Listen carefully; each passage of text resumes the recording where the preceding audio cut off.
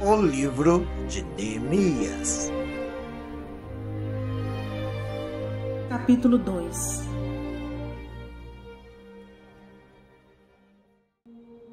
No mês de Nisan, do 20º ano do rei Artaxerxes, na hora de servir-lhe o vinho, levei-o ao rei. Nunca antes eu tinha estado triste na presença dele. Por isso o rei me perguntou: por que o seu rosto parece tão triste se você não está doente? Essa tristeza só pode ser do coração. Com muito medo, eu disse ao rei: que o rei viva para sempre. Como não estaria triste o meu rosto se a cidade em que estão sepultados os meus pais está em ruínas e as suas portas foram destruídas pelo fogo?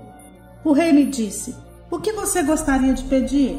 Então orei ao Deus dos céus e respondi ao rei: se for do agrado do rei, e se o seu servo puder contar com a benevolência do rei, que ele me deixe ir à cidade de Judá, onde meus pais estão enterrados, para que eu possa reconstruí-la.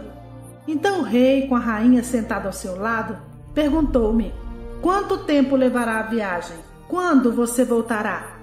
Marquei um prazo com o rei e ele concordou que eu fosse. E a seguir acrescentei: se for do agrado do rei, que me dê cartas aos governadores do Trans-Eufrates, para que me deixem passar até chegar a Judá.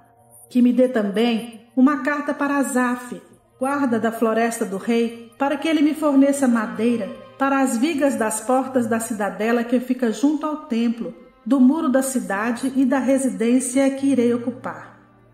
Visto que a bondosa mão de Deus estava sobre mim, o rei atendeu os meus pedidos. Com isso, fui aos governadores do Trans-Eufrates e lhes entreguei as cartas do rei. O rei fez-me acompanhar uma escolta de oficiais do exército e de cavaleiros. Sambalate, o Horonita, e Tobias, o oficial amonita, ficaram muito irritados quando souberam que alguém estava interessado no bem dos israelitas. Cheguei a Jerusalém e, depois de 3 dias de permanência ali, saí de noite com alguns dos meus amigos. Eu não havia contado a ninguém o que o meu Deus havia posto em meu coração que eu fizesse por Jerusalém. Não levava nenhum outro animal além daquele em que eu estava montado. De noite, saí pela porta do vale na direção da fonte do dragão e da porta do esterco, examinando o muro de Jerusalém que havia sido derrubado e suas portas que haviam sido destruídas pelo fogo. Fui até à porta da fonte e do tanque do rei, mas ali não havia espaço para o meu animal passar. Por isso subi o vale de noite, examinando o muro. Finalmente, voltei e tornei a entrar pela porta do vale. Os oficiais não sabiam aonde eu tinha ido ou o que eu estava fazendo, pois até então eu não tinha dito nada aos judeus, aos sacerdotes, aos nobres, aos oficiais e aos outros que iriam realizar a obra.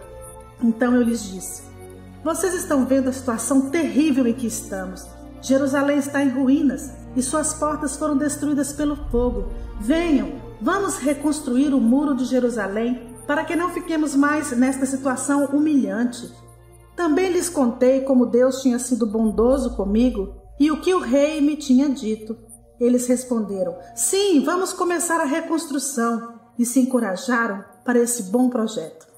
Quando, porém, Sambalate, o Horonita, Tobias, o oficial amonita, e Gesem, o árabe, souberam disso, zombaram de nós, desprezaram-nos e perguntaram: o que é isso que vocês estão fazendo? Estão se rebelando contra o rei? Eu lhes respondi: o Deus dos céus fará que sejamos bem-sucedidos. Nós, os seus servos, começaremos a reconstrução, mas, no que lhes diz respeito, vocês não têm parte nem direito legal sobre Jerusalém, e em sua história não há nada de memorável que favoreça vocês.